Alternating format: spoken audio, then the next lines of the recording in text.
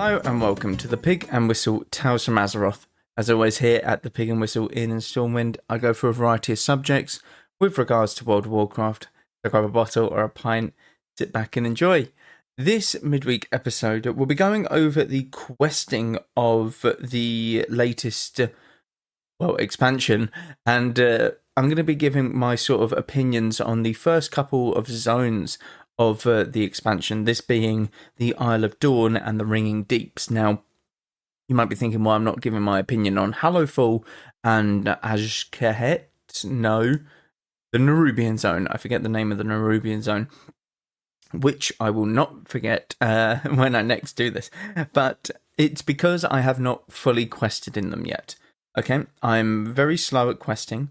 Well, I'm not slow at questing, I'm just taking my time with the questing in this expansion, and I did a few side quests in the first two zones, so I'm still working my way through Hallowfall as this episode goes live.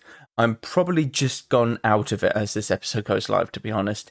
So I will get to these zones, obviously, in a future episode, either Friday or next Wednesday. But I'm going to be giving my sort of very initial thoughts on it, the feel of the zone, the look of it, are the quests any good, are they engaging, my first thoughts as soon as I loaded into the zone, is it a good storyline, all of them different things, and I'm just going to be giving my sort of raw, honest opinion on it. Some people might have a completely different look at it compared to me, which is perfectly fine. People take the expansion and different zones in as they do. I personally know my favourite zone already. I'm going to spoil it. It is Hallowfall. That is not really going to be coming as much of a surprise to other people, because I think a lot of people's favourite is Hallowfall. That, like, the look, as soon as you get in there, is incredible, but that's a story for another time. So, when you enter the Isle of Dawn, or Khazalgar, the island of Khazalgar, and the Isle of Dawn is your first location that you are greeted to. This is the island that is on the surface of the world of Azeroth. Now, this island is kind of like a crescent moon shape, almost, kind of.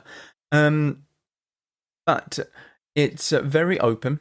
It's surrounded by ocean. It's your standard sort of starter zone, okay? So lush green grass, hills, a giant city, the very standard stuff that you would have in a usual expansion. Now, the very first thing that you get when you load into this zone is after by the way, there are going to be spoilers in this, okay? So please, if you are worried about any sort of spoilers, come back to this episode at another later date, and I'll be going through it all. But you've had your warning, here are the spoilers. The very first thing that you see or feel in this zone is very much a sense of danger. Because the reason this is the very first time you see the zone is after Dalaran has been destroyed, okay? Now, this essentially, you are under a pile of rocks. You are being squished by rocks as you see the zone for the first time, and you don't see much of the zone. You see a shit ton of Nerubians who are essentially attacking and trying to pick off any survivors and stragglers. Very simple, you fight your way through. But after the first few quests of just surviving the onslaught, you are taken to the major city. Now, flying to the major city is not exciting, to say the least. It isn't a great view, but when you get to the city, it's not too bad. The city as a whole, I would say it's very simple in its design, and what I mean by that is you have different kind of districts, think of like Stormwind, but at the same time, it's still complex. I don't really know how to describe it. It's kind of half Stormwind, half Valdrakon, in my honest opinion. And the reason I think this is mainly due to the fact that Valdrakon had a lot of Y-axis happening, okay? Stormwind is very much the opposite. It is only X-axis, okay? So there's no stairs going up or anything. The only place that there is at the Stormwind Keep, which is a bit more understandable because it's where the seat of power is within Stormwind. But essentially, I think that the city, as soon as you enter it, will feel really, really good. Now, the bit that I'm going to be exploring or keeping my character close to is the very entrance to the city itself. This is where the PvP vendors are located. This is where the target dummies are located. And this is where my character will spend a lot of their time in this city. And as for that, I'm quite happy with the look of it. So in Valdrakon, where you wanted to duel was, just outside the little training dummies, and the PvP vendors felt very enclosed and off to the side in Valdrakon. In Dornagal, I think it's Dornagal, the name of the city, you are very much in a big courtyard and a small sort of hut houses these PvP vendors. So you go in there, you buy things, and then you go out into the courtyard and you just sort of chill in that courtyard area. It's very open, it's very nice, and it's quite colourful and, just a nice place to kind of hang out. So, after you go to the city, what are the quests like?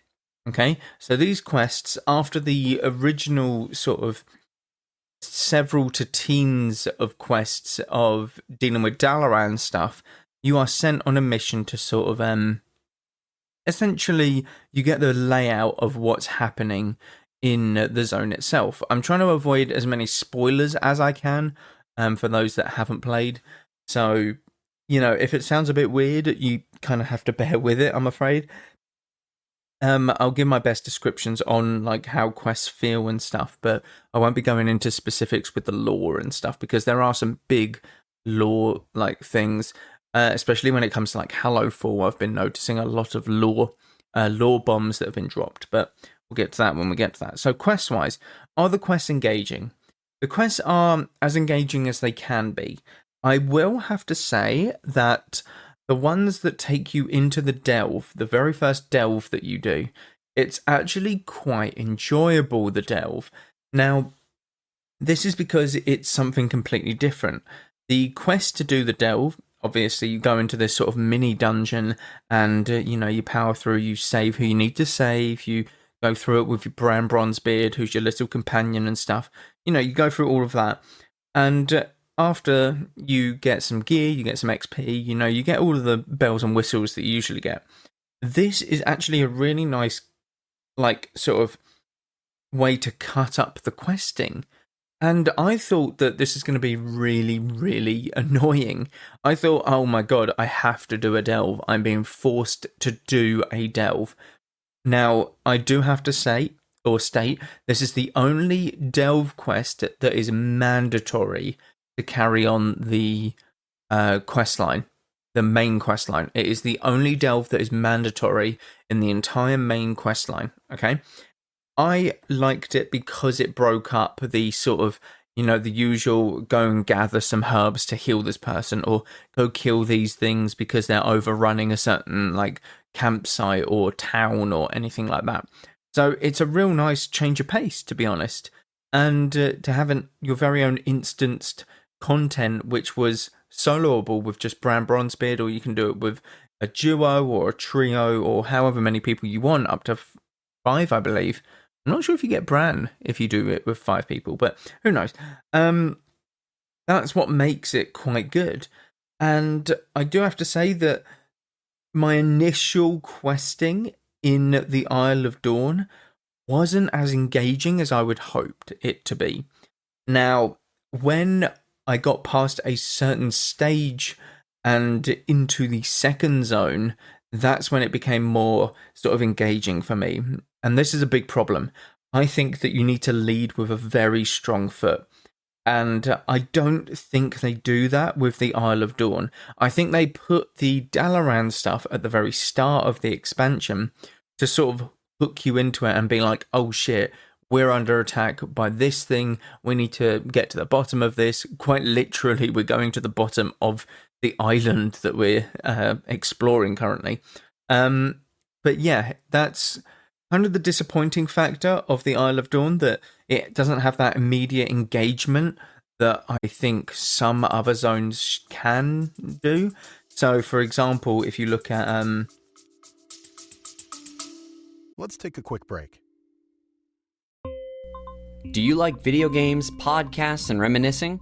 I'm actor, video game writer, and total sweetie pie Connor Savage McCabe, and on each episode of Call Me By Your Game, I sit down with a guest for an intimate look at a special game from their past. Did you and your dad beat Spyro the Dragon over the holidays? Or was Halo 4 the one thing that united your roommates during your senior year of college? Stories like these are what Call Me By Your Game is about.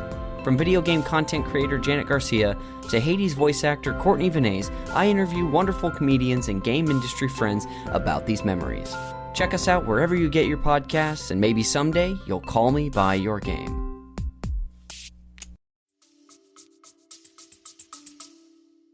let's go back over the past sort of zones.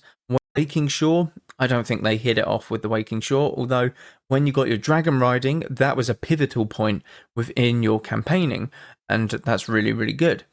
If you go back to Shadowlands, you go to Bastion, and it's like, oh shit, there's so much like anima drought that we're the only like visitors for teens of years or however long it was, you know, that sort of thing. And then you progress from there, and it's like, okay, we're under attack by Maldraxxus, you got to go to Maldraxxus and sort that shit out. You know, it leads on from there, and it's quite a compelling story, that. Now, if you go back even before that, you have BFA.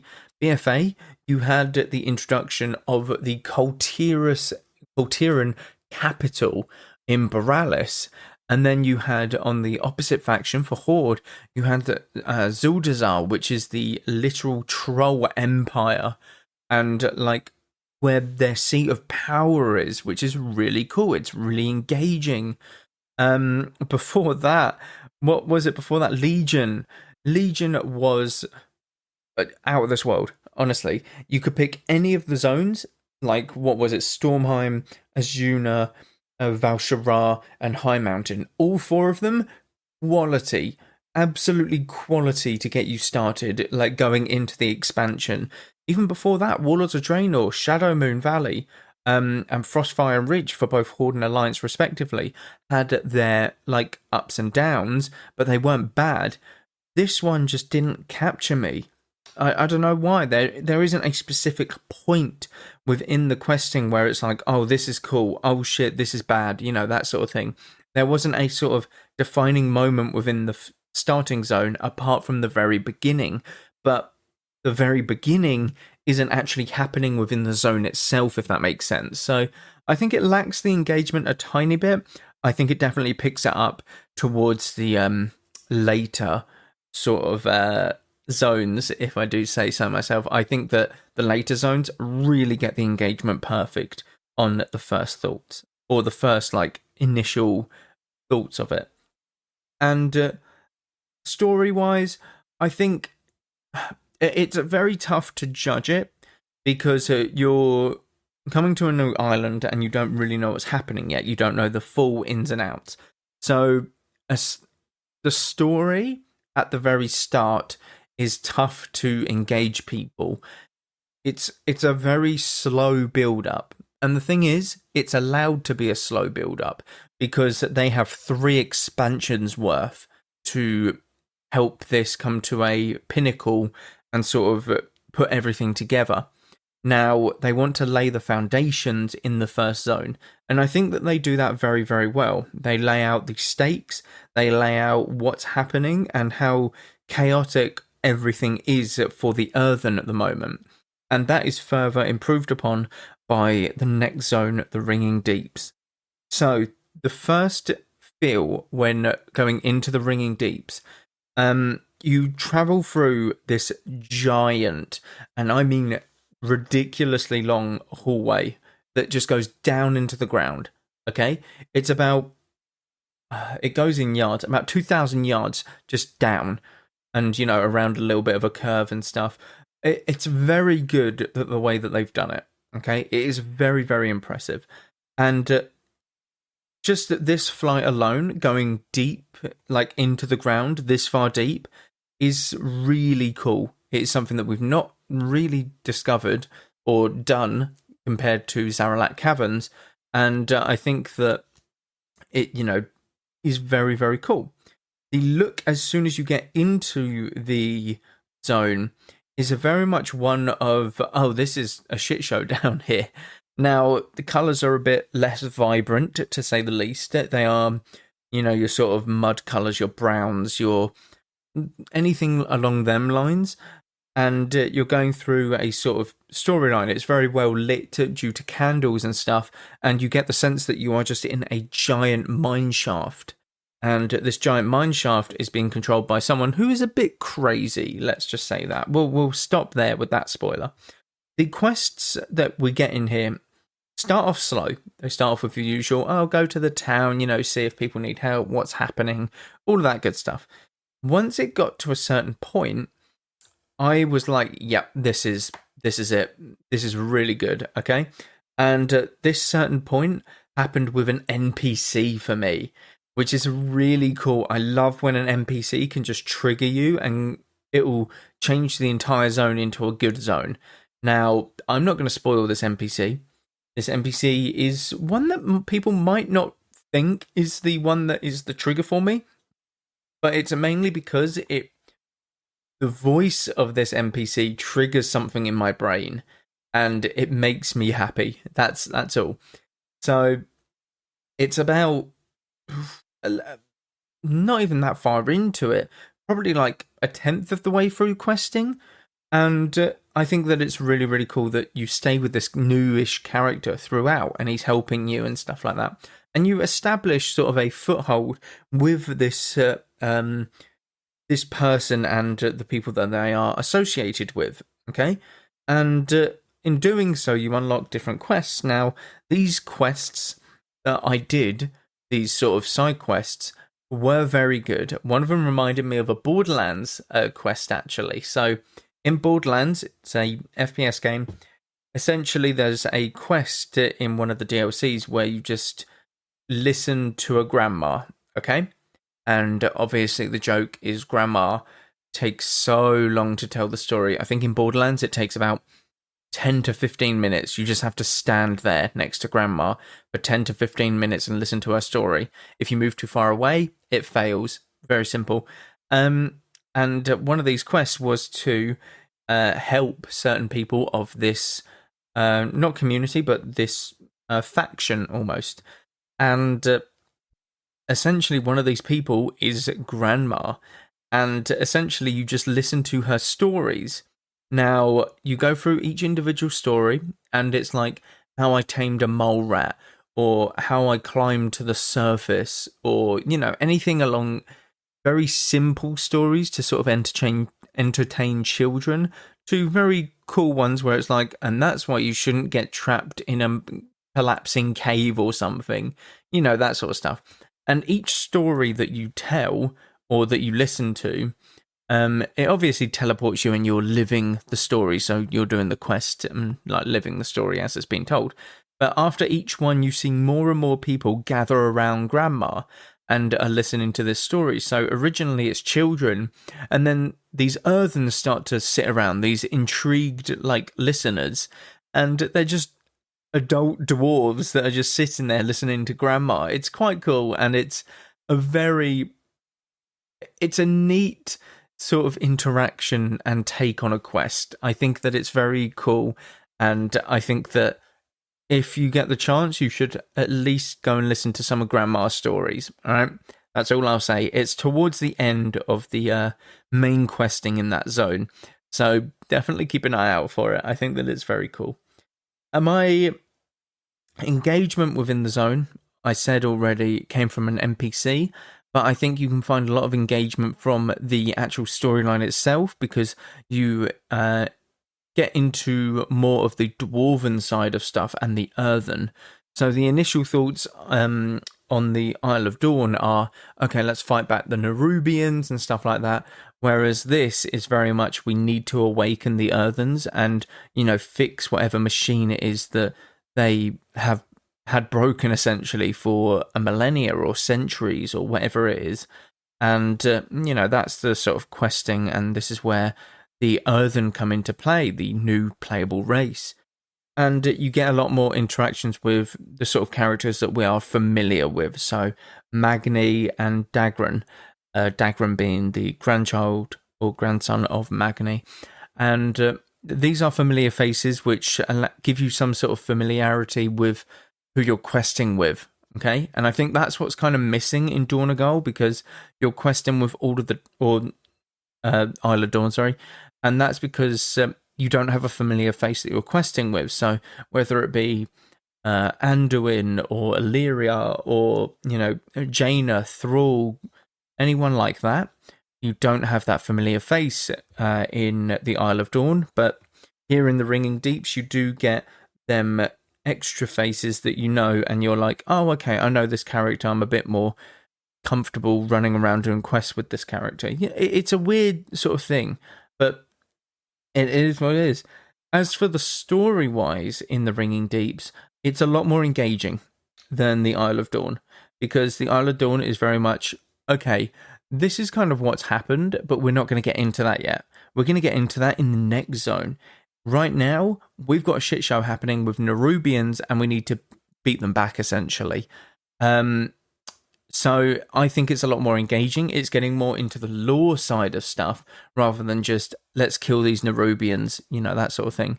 So it gets into the earthens, why they're in stasis, and sort of, like, who's trying to...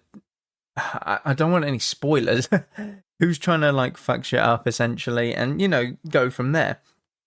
Now, obviously, they have to progress this somehow, and I think that the Isle of Dawn quests, even though they don't go over it a lot, they do set up the Ringing Deeps, and you have some sort of, even if it's very small, background on why the Earthen are in stasis, and how to awaken them, and why this machine's broken, and who's the bad guy, and stuff like that. You know, you've got all of these different setups that the Isle of Dawn does well, but the Isle of Dawn just falls short, in my honest opinion, and the Ringing Deeps is what brings it up, and sort of has that as the payoff, almost. So these two go hand in hand quite well, and I'm suspecting Hallowfall and whatever the Nerubian zone is will go hand in hand as well, quest-wise anyway. So that's what I think, because I've gone from the Ringing Deeps into Hallowfall, and I've got to tell you, there's not much that's like connecting them. It's basically, oh, Anduin's here, what do we do now? Oh, I've heard that this place is over here, and it's like, let's go. So I think that these next two zones, will be connected questing wise, the same as the Ringing Deeps and the Isle of Dawn, in my opinion. So hopefully they are, and hopefully we can get a good sort of conclusion to this story. Now, I will obviously go over Hallowfall and the Nerubian zone as and when I can, and as and when I have completed them, but I cannot give a good sort of idea on how they feel, what's good about them, what's bad, until I have done that. So, I will end it here, but I do want to say, please try out the expansion. It is very good. It's a very good start, and the one thing I will say about Hallowfall, as soon as you enter that zone, magnificent. One of, if not possibly the best zone that they have ever made in WoW. Okay? Every single World of Warcraft, every expansion, every zone, probably the best zone in the game. Looks-wise, 100%. Okay? I'm really trying to think about what, like, a zone that is as good. And I can't. I really can't. So I think Hallowfall is going to be up there with possibly one of the best zones in the game ever. But we will get to that when we get to that next time. So, thank you all very much for listening. Do check out all of the socials down below. Constant stuff happening over there. And check out the Etsy shop. Few recent things have gone up on there, such as 3D, like Dark Portals. You have D&D stuff, multiple different choices up there for you. But thank you all very much once again, and go with Valor, friend. Goodbye all.